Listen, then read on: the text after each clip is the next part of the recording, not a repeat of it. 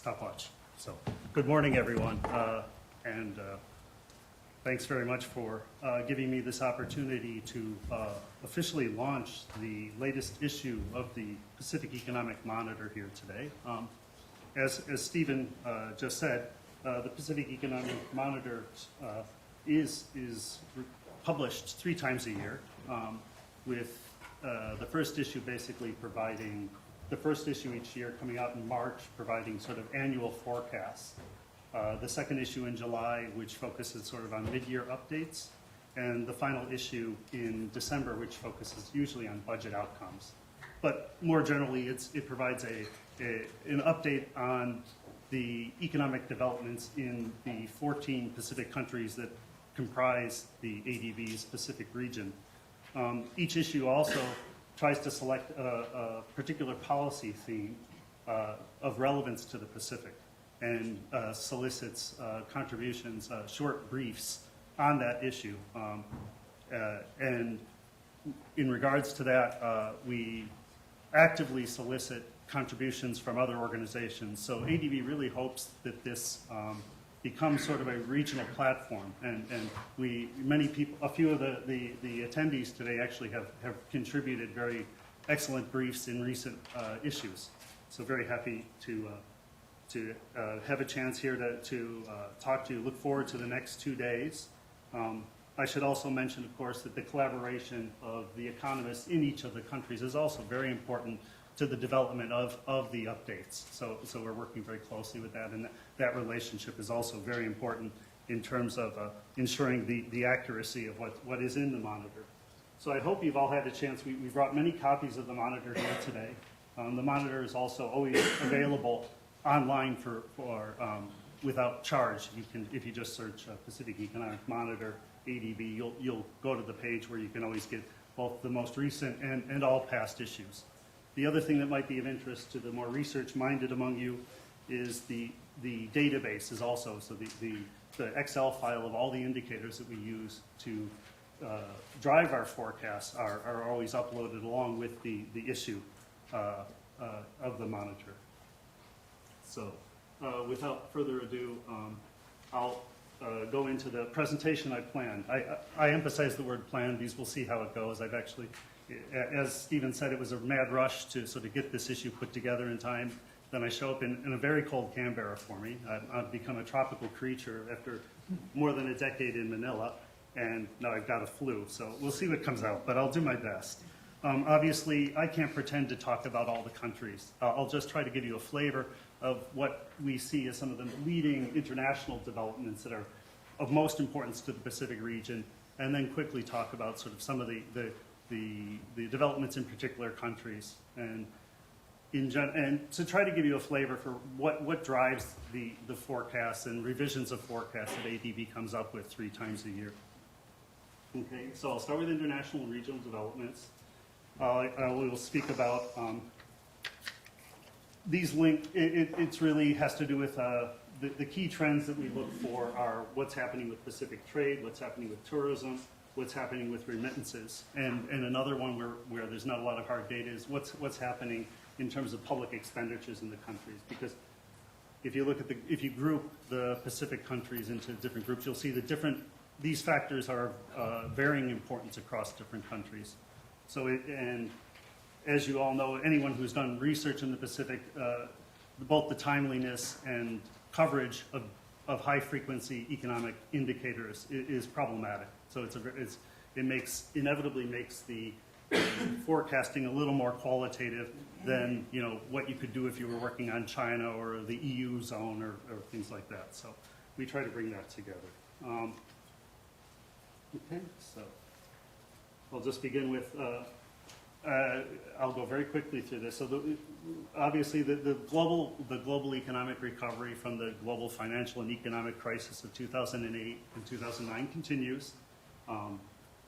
Actually, so 2013 is actually looking like a fairly tough year globally, with relative to 2012, and but fortunately we are predicting some upturn in growth in 2014, and this really isn't our work. We're just borrowing from the IMF's World Economic Outlook for this table. But we see, in retrospect, we didn't know that 2012 was going to be a banner year for the Pacific, but you can see from the chart that actually it did have a very high growth rate regionally. And with any regional average growth rate in the Pacific is really driven by a few countries in particular, because we weight the regional average by gross national income of the countries. So PNG has a dominant weight in that regional average, followed by Timor, Fiji, Solomon Islands, and so on. So it's really, it was the very, very high growth in PNG in 2012, which is kind of driving that high regional growth figure.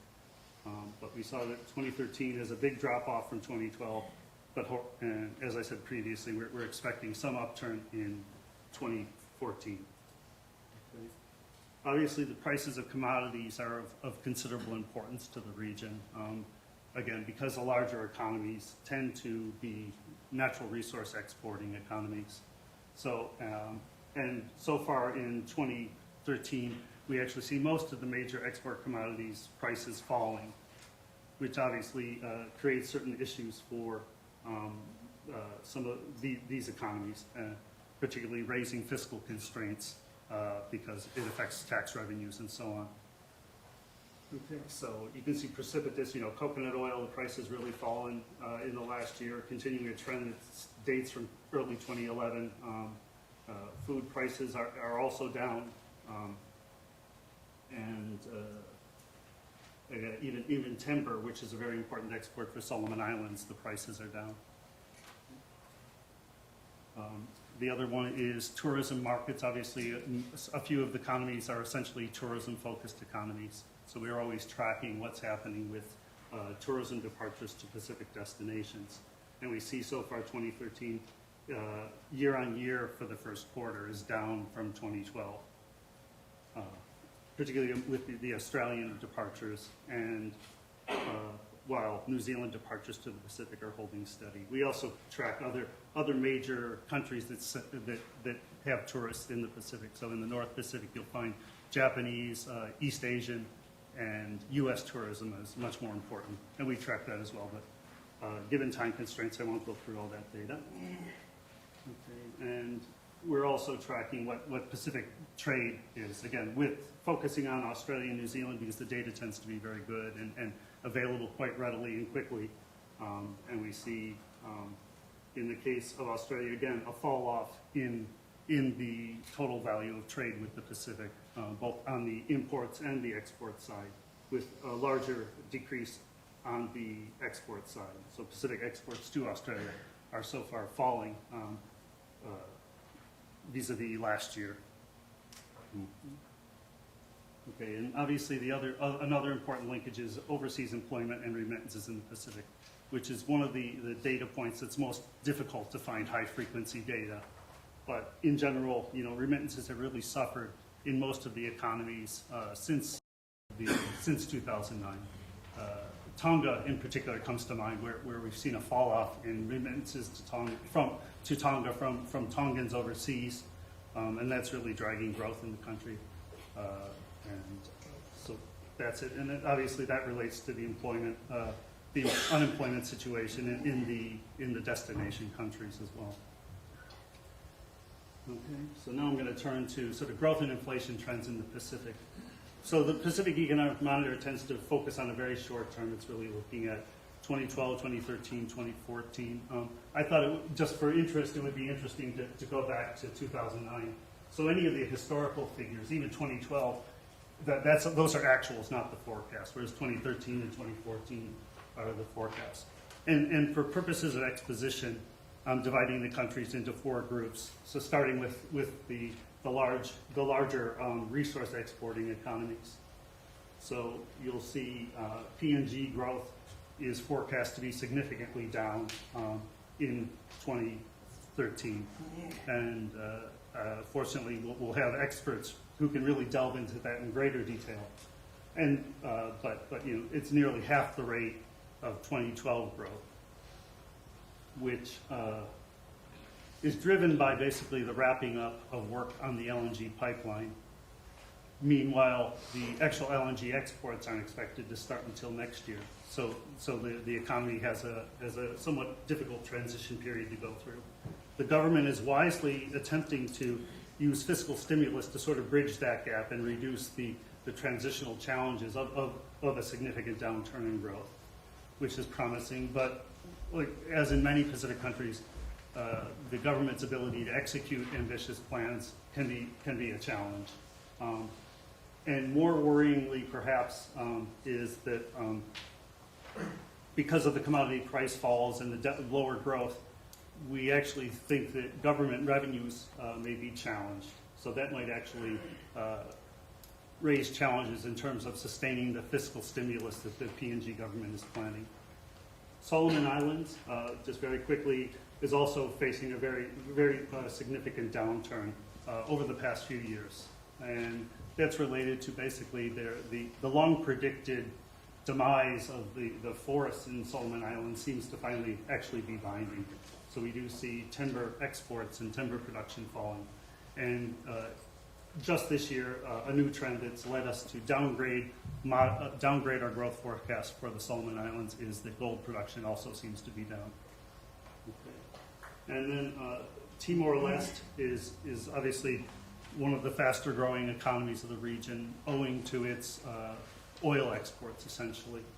And we see that basically the economy is predicted to do quite well, to continue its rough average of about 10% growth per year, which is sustained over the past few years.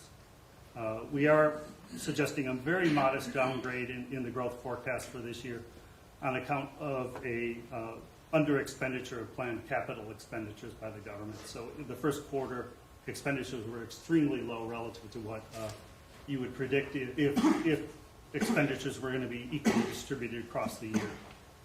And I think there's actually, upside to that in that I think policymakers in Timor-Leste are looking at recent expenditures and expressing certain concern about the efficiency of those public expenditures. In which case, maybe a little delay is a prudent and good thing to do. Again, because although Timor-Leste, is sitting on tremendous resources. I'm not sure what other countries are in such an enviable fiscal position with the petroleum fund, and it's very high value per capita for the citizenry. But actually, in relation to its needs, again, that's not really much wealth, and it can dissipate pretty quickly. So I'm looking forward to my friend and colleague Helder Lopes talking more about that later today. So those were the resource exporters. I've also grouped the sort of tourism-oriented economies. So you can see that the resource exporters are the ones that have attained growth, upwards of 5, even 10% per year in GDP growth. The next strata of growth would be the tourism-oriented economies, where again, you see more volatility, and those are due to various idiosyncratic events. So you do see where you have this volatility in Palau and Cook Islands related to natural disasters or economic disasters like the global financial and economic crisis. Basically, tourism is doing okay this year, but definitely not the banner year of 2012 for Palau and Cook Islands. Vanuatu, actually, we seem to be seeing an upturn in tourism, and we attribute, looking at it historically, you often see displacement between Fiji tourism and Vanuatu tourism. They're substitute destinations. So Vanuatu seems to be benefiting from some of the cyclone, the cyclone in Fiji late last year. But again, the rates of growth you can see range between a low of less than 2% and a high of about 6%.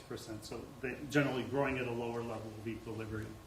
And what's interesting to think about is sort of the issues that these economies, as I group them, sort of share common policy issues. So the resource exporters, it's a lot of concern about what the so-called resource curse, and how do you take natural resource wealth that's very focused, and how do you turn that into inclusive growth? And then there's also what economists refer to as the Dutch disease phenomena that a lot of these economies are facing. In the case of the tourism-oriented economies, it's obviously establishing and maintaining your destination, tourism promotion, and making it affordable and efficient for visitors to come to your country, as well as worrying about capacity constraints. So having adequate public infrastructure that tourism can thrive in the country, and the need to maintain the natural resource base, because that's really the base of the tourism. If the beaches become polluted or the hotels become degraded, then you have significant problems in your tourism sector. So there is talk, especially in Palau and to a slightly lesser extent, of capacity constraints to, how many more tourists can Palau handle at peak periods, and what public infrastructure is needed to sort of enable that ratcheting up in an environmentally sustainable way. Okay. Then this is kind of a mixed group. I would call them sort of the relatively diversified South Pacific economies. And there we have, again, the very big economy of Fiji, which has been, has been growing at hovering around 2% growth over the last few years. And to me, again, Fiji has a sizable agricultural sector. It has a sizable tourism sector. It's really sort of the sleeping giant of the Pacific, I would say, and obviously sort of the wild card in regional growth. So if the elections go ahead and everything goes smoothly, I could see Fiji growth accelerating substantially. We're not revising our forecast yet, but that could. Fiji has, I think, there's a lot of upside risk to the growth rate in Fiji, and that would have significant spillover effects for the rest of the region. Samoa and Tonga are somewhat struggling. Well, Tonga in particular is an economy that we see really struggling in recent years. And a number of factors for that, again, obviously public infrastructure coming up against debt constraints, as well as the often mentioned difficult business environment. So very, very lackluster private sector investment and business creation in Tonga. And Samoa has just, has had perhaps the least luck of any Pacific country in terms of one disaster after another. And so you can see on the graph in the 2009, the huge fall in GDP traced to the tsunami again. And then they had the cyclone more recently. So Samoa is really struggling to adjust to these external shocks. Okay. And then we have the smallest Pacific economies. Of Kiribati, Marshall Islands, Micronesia, Nauru, and Tuvalu. And essentially these economies have tended to grow at very low rates, with the exception of Nauru, which has been boom and bust for many years. Obviously a lamentable case of economic planning back when Nauru was sitting on so much phosphate wealth, and then we saw it all just dissipate with no lasting effect very quickly. But again, the principal drivers of growth in these economies are public expenditures and, to some extent, overseas development assistance, with fisheries being another one. I'm a little reluctant to put Micronesia there because I think it has a lot more land resources than the other ones, so perhaps more development potential. But I think my read, having spent some time in Micronesia, is that I think there's I think that the policymakers there are wisely reluctant to embrace growth in any form. So they're very cautious about sort of the cultural and the cost of growth, which I think is a very interesting theme for economists to think about. Because I think if Micronesia, given its placement, if it wanted to, I think it could probably grow a lot faster, but I think wisely they're sort of taking an approach of, well, we don't want to be another Hawaii. Even though that's probably a ways off, but the opportunity is there. And here's just that point I made about the average growth rate. So this just shows sort of among these four groups of economies, you see what the average growth rates have been over the past several years. And inflation trends in the Pacific. Very quickly, I think I'm almost out of time. I've got about 1 minute. So we see that inflation is most acute in the resource exporting economies. Timor-Leste has particular inflation problems where there seem to be an inflation expectation spiral in the country and persisting supply chain bottlenecks that are really making it hard to control price inflation. I mean, it's a little dispiriting to see that inflation is actually, continues to rise in Timor because of its use of the U.S. dollar. You'd actually expect, and the dollar's appreciation, that should be deflationary, but it's not happening. So again, the policymakers in Timor are very aware of the problem and are working to address the supply chain bottlenecks. And then PNG, with the slowdown in growth, we're seeing a reduction in inflation, but there has been some criticism of public expenditure, again, fueling inflation, both in Timor and in PNG. Solomon Islands, again, inflation slowing now, again, now that growth is slowing. And then we have other economies there. So I just wanted to touch briefly on the policy theme for this issue of the Pacific Economic Monitor, prospects and progress in regional and Pacific regional economic cooperation and integration. So we have four excellent papers. I encourage you very much to take a look at them. And also, an effort was made to at least to address sort of what's happening in terms of regional economic integration and cooperation in each of the countries in the write-up. So that's also, I think, of interest. So I don't want to start a bad precedent by going over time, so I'll stop right here. Thank you.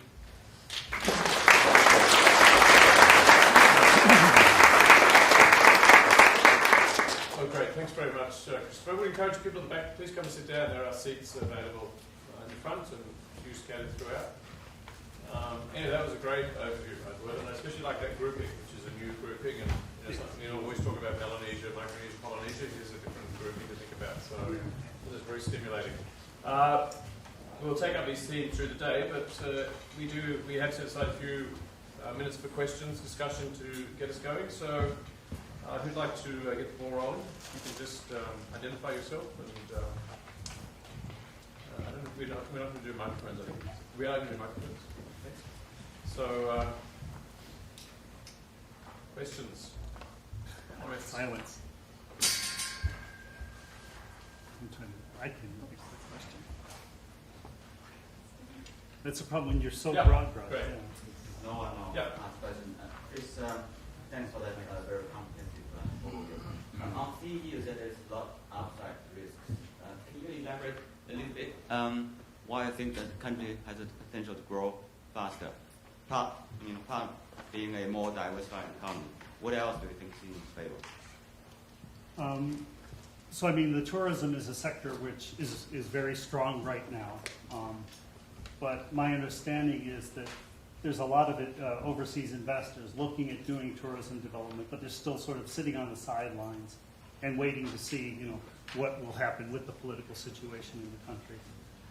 But if the ADB's regional director in Suva is to believe, things really are progressing in that regard, and there seem to be, there are clearer signs that the elections will go ahead in one form or another, and that so I think following the idea that there are whenever there's economies that have been somewhat isolated or shut out, and then there's a thaw, there tends to be somewhat of a boost of growth as investors rush back into the economy. So it's sort of like what happened in Vietnam, what happened in Cambodia, and other economies. So I think that's driving it. And then if you look at the other individual sectors, again, the government is planning a very ambitious infrastructure development plan. Obviously, again, there seems to be somewhat of a backlog of need in that area, and that could obviously stimulate growth. Agriculture tends to be a more problematic area for the country, but again, perhaps with increased international cooperation following what will hopefully be a successful election, you could see some change. I think the natural endowments in that regard are quite strong. It's just working through some very intractable policy issues that are really creating the problem in terms of the agricultural sector growth. So, I mean, there's a few sectors where you see a lot of upside potential, but it's all really driven by the political developments and rapprochement of the international community with the country. What would you take? I mean, you're more of a Fiji expert than I am, I'm sure. We'll keep going. Yeah, Meg. I was interested with the resource sector, particularly mining in the Pacific, how you're seeing that, because it was seen as one of the great hopes, particularly in Melanese, Scotland, Yeah. and Pacific. Yeah. And yet now we're seeing prices going down, investor interest going down, production going down, and a lot more challenges in getting these things going. So how are you seeing that and projecting 2, 3, 5 years forward? Yeah, I mean, obviously, it's still by far the strongest growth engine in the Pacific region. So, again, those are the economies that are really booming. I'm not an engineer or a geophysicist or anything, so it's hard for me. I'll just rely on what people are saying. I don't think there's any imminent, there's no calls of imminent exhaustion of many of these resources. So that's fairly promising. So in the medium term to even long term, it looks promising. Like, Timor-Leste has been growing and, basically exploiting one of their offshore oil fields. And there's a whole other one that's awaiting exploitation if certain issues can be worked out. So obviously there's always some conflict between, inevitably there's conflict between the international corporations that try to exploit these resources and national concern about are they getting their just share, and are we charging enough for our natural resources, and that's a challenge. But I guess viewing the figures, I see that as still a very promising area. Even though if prices are down, it's still a generator of wealth that is unrivaled within the region. I hope I answered your question. Yeah. Let's not worry about the microphone. Yeah, it's a small room, very good acoustics. So Just you touched introduce You yourself. touched on remittances in the Pacific. How much, what effect does the growth in telecommunications in the Pacific Island countries have an effect on remittances? I don't think we have the data to say, but again, definitely the theory and the expectations are that it has a lot of upside potential. Where if we improve connectivity with that, there could be opportunities for outsourcing of call centers and what have you. And again, living in Manila's this huge center, and there's been a real economic boon to the Philippines. So again, for the smallest Pacific states and for Fiji, because of Fiji English speakers, lots of educated workers, that could become a very important thing if the telecom goes ahead and the systems get in place. Again, remittances are a particularly important thing in the smaller Pacific states, and there's very well established links, networks of overseas work. So in the North Pacific, again, their access to the U.S. market is actually leading to almost zero population growth in some of the countries, because all the workers tend to seek better economic opportunities in the U.S. And in the South Pacific, again, it's linkages with the Australian and New Zealand economies.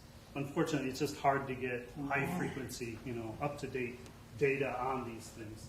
So we're usually reporting yesterday's news in the monitor on this, but I guess as the global economy grows, hopefully remittances will again pick up in the region. Okay, time for one last question. Winston Rodriguez, I'm the advisor to the Independent Consumer and Competition Commission in Papua New Guinea. Yes. Looking at the figures, I noticed that Timor-Leste is doing very well compared to the others. Even allowing for the fact that it's a small economy and therefore any single project will have a disproportionate effect on outcomes. Mm-hmm. Is there any other factor that distinguishes Timor-Leste from the other Pacific nations we look at? Something in the way of the way they operate, anything qualitative that other countries could learn from? Well, the thing that's most often cited as Timor-Leste being a model is how they've managed their petroleum wealth with their offshore petroleum fund, which does seem to be exemplary. And so they are sitting on all this wealth. It does not appear to be subject to political. I don't know how to put it politely, but the politicians don't seem to have their hands in the till in this case, and that's very. It was managed excellently through the global economic and financial crisis, where they had basically very conservatively put all their resources at that time in U.S. Treasury bills. So when all the stock markets around the world crashed, the value of the petroleum fund did not fall, whereas a lot of the other provident funds around the region that had invested more broadly did suffer significant falls. Obviously, it's a very young country with a very ambitious leadership, and they seem very committed to trying to achieve inclusive growth, but just understanding how difficult it is to diffuse growth that is essentially coming out of a few offshore oil rigs, and how do you diffuse that to the people? It is a key challenge to the region, but they definitely have come up with the help of development partners, with what seems to be a very coherent and logical strategic development plan. Basically understanding that the basic development of basic infrastructure in the economy is sort of a backbone to inclusiveness. So if you can improve the rural people's access to markets in the cities, that's a very good thing. So I guess that's it. Again, and obviously having gone through, achieved the political stability where they've had peaceful transitions of power, they've handled the withdrawal of the UN mission there successfully with very minimal effects. So it is a model for the economy for the other region, for the other countries in the region. Thank you. All right, thank you, Christopher. I know there are others like us.